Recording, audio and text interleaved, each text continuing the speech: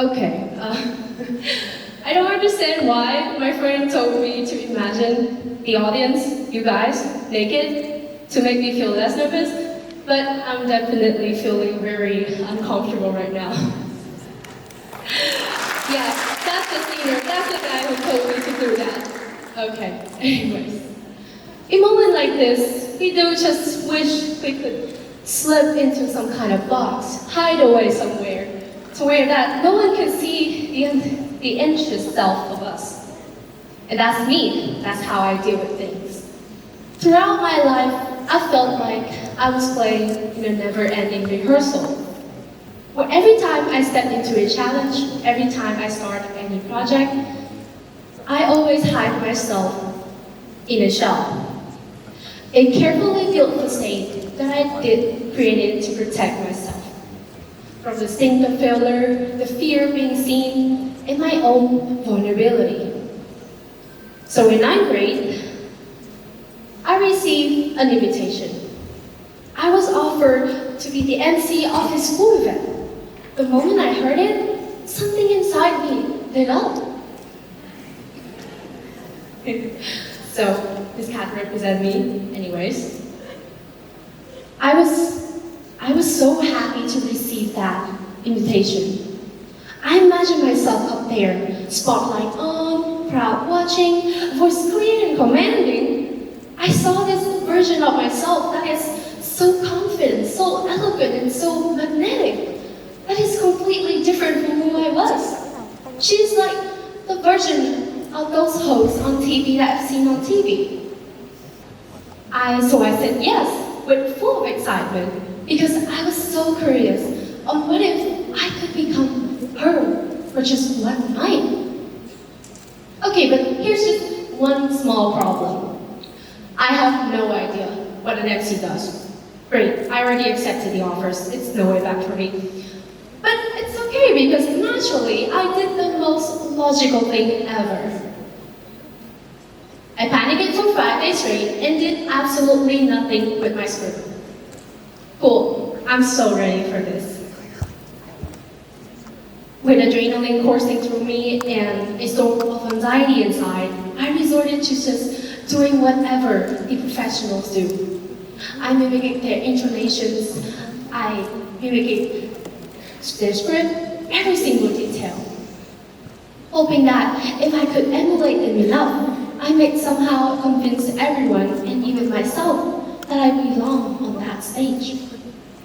In those moments, I wasn't truly me. I was somebody else. I was hiding in my first shell, the shell of a presenter.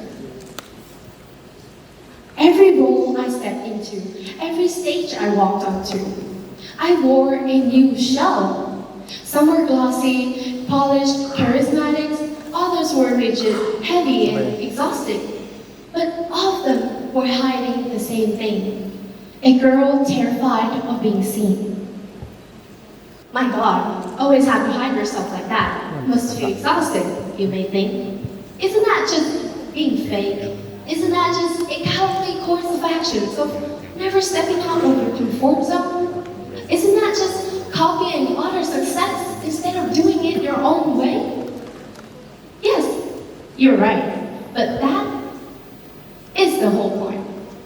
By trying to be somebody else, that I can reach the best version of myself. Because the shell didn't just hide me, it protected me, giving me confidence while I learned. It gave me room to grow, to pretend until I practiced, and to fail without falling apart. The shell, the very thing that I blamed for making me feel like a fraud, was the only reason why I ever made it this far. Was the only reason I have led. The only reason that I've taken this mic, standing under the spotlight, talking to all of you.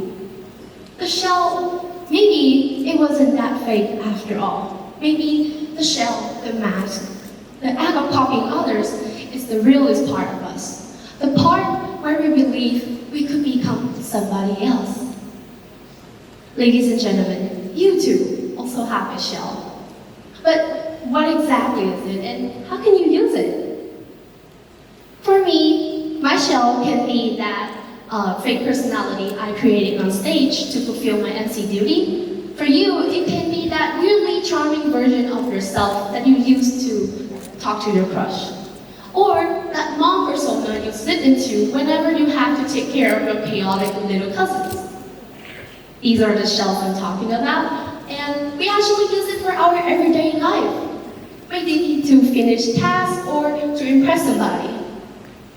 It's the mask that we put on to deal with things we're not ready for, but are forced to do it anyways. And people always tell us something like, oh, be yourself. Break out of the shell, be out of your comfort zone. But I'm here to tell you that it is better to achieve success with your shell on, and you have to maximize this shell of potential. Here's the reason. In our brain, there's a system called mirror neuron system. These neuron fires not only when we perform an action, but also when we observe somebody doing it. In a way, whenever you slip into your shells, whenever you copy someone else doing something, your shell is actually absorbing that behavior. Your brain, I mean. It's a learning process. Not only does your brain help you to learn why do successful people do certain things, it also helps you to internalize your desired traits into actions. Experiences after experiences, I have discovered the real strength of your shell lies in 3 different areas: what you wear, how you move, and what you speak. Firstly, what you wear. It's very important for your shell, of course, because when people look at you, they first judge your appearance. Maybe pick a signature features on your outfit that depicts the persona. A tailored blazer, an elegant dress for extra confidence and formality, or maybe a watch, a book, glasses, or even a sport car. Because, you know, just like how Justin Bieber going out looking like an absolute hideous, but he has his Lamborghini behind, so suddenly that's his safe fashion style. Anyways, my point is, by considering what you wear when you go outside, you will give your shell its shape and its confidence. Next, how you move. It's very important for me. For me, when I'm standing on this stage, when I'm being an MC, I will stand with my shoulders back. I open a palm. This posture alone depicts calm authority. Or in brain rock terms, they call it plus 1,000 auras. And these small, consistent movements will help you redefine your shell's shape. Finally, what you speak. People, after judging your appearance, they will start judging what you say. So do consider the content of your speech. Every time we slip into a shell, every time we copy somebody else, it's not really a lie. It's our demo to become the person that we dream of being. After trials and tribulations, after every setback, the shell and the soul merge. And we are no longer that grain of sand. We are that beautifully carved pearl, ready to be shown to the world.